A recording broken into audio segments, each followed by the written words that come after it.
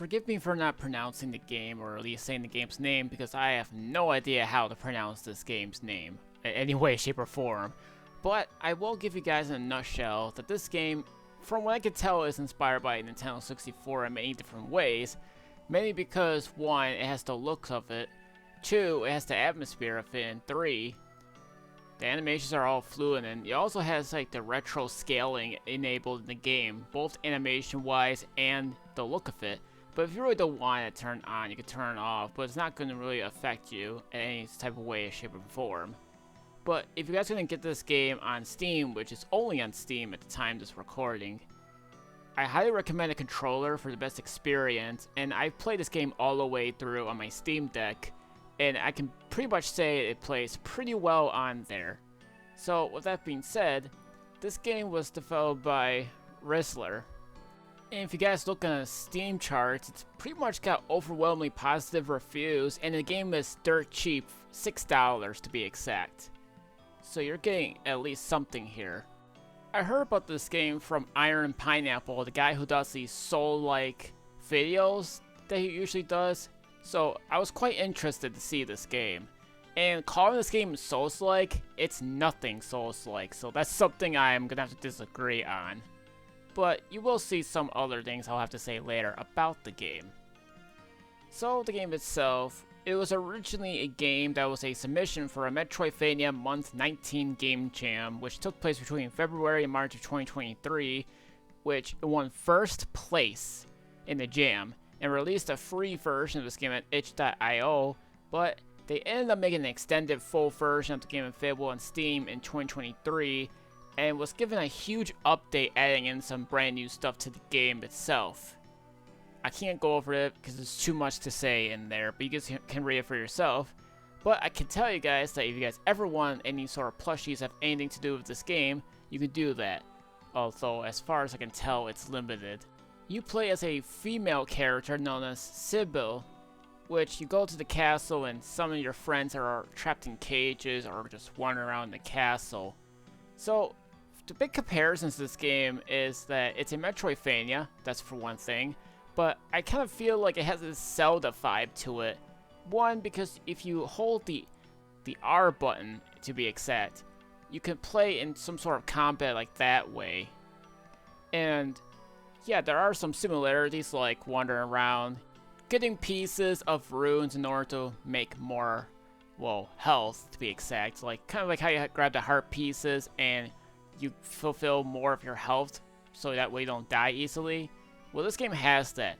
Instead of collecting 4 stuff, you get at least 3 of things you need, and they're all runes, as far as I can tell. Get 3 of them, and you're all said and done. But they can't be around these places somewhere.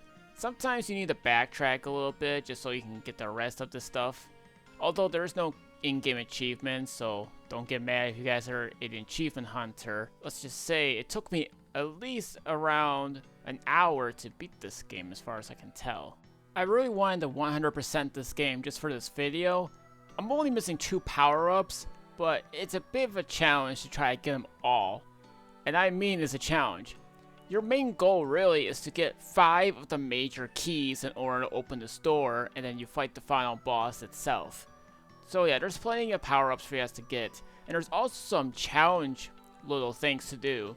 There's these orb things where you smack I think it's like a pink gem or something, and once you do that, the challenge begins.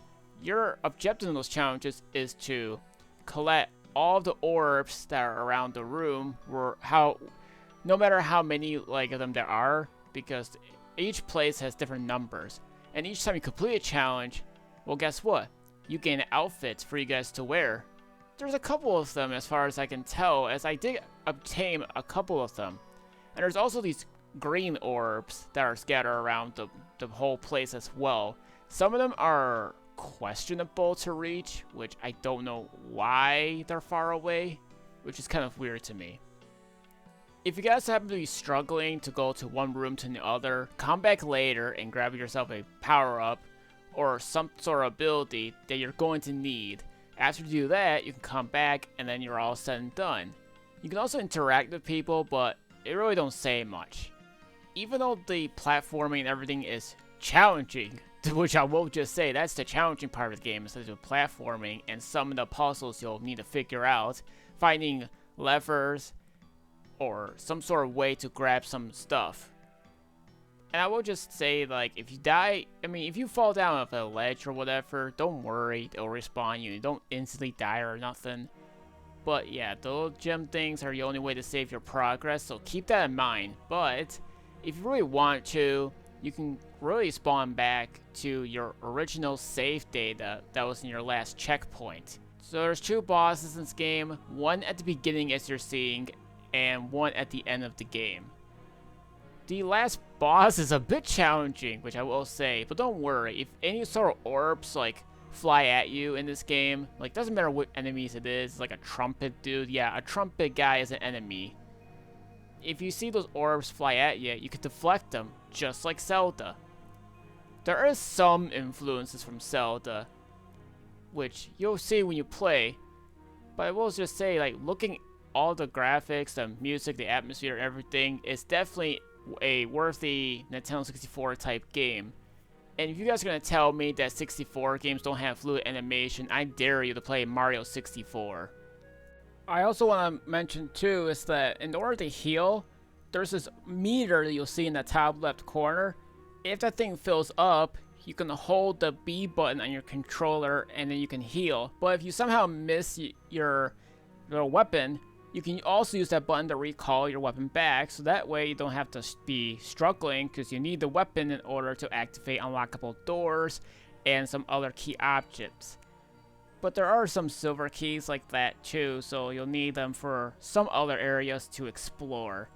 And sometimes in other areas there are some hidden walls and secrets, so you're gonna have to try to look into like where you can smack these things at or whatever.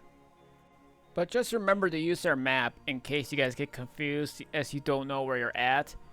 But there are some different locations of the game you'll be exploring.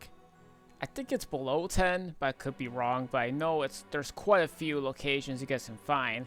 Sometimes these places are huge that sometimes you might get lost, but if you know where you're going, or at least have a good memory as to which areas you really haven't been to yet, because certain obligations that you can't even go because of different abilities, well, you got that going for you.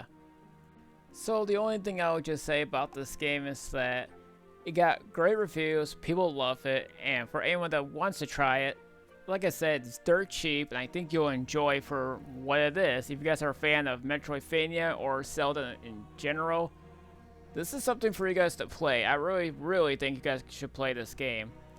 And trust me, I didn't think I was gonna actually beat this game, but here I am. I actually did beat the game. Well, almost 100%, but you get the point. So, do I recommend it? Of course.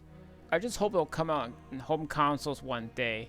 And if you guys are interested in this developer, he's making another game called Electrokinetic, which is a roguelike game, which will be coming out some point soon. I just don't know when.